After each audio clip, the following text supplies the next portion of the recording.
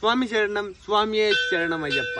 అసలు పడిపాట ఖచ్చితంగా గురుస్వామి ఎందుకు వాడాలి? అసలు ఎందుకు వాడాలి స్వామి గురుస్వామి? మేము ఎందుకు వాడకూడదు? గురుస్వామి ఎక్స్పీరియన్స్ ఉంటాడు, అతనికి ముందు పూజా విధానం తెలిసి ఉంటుంది.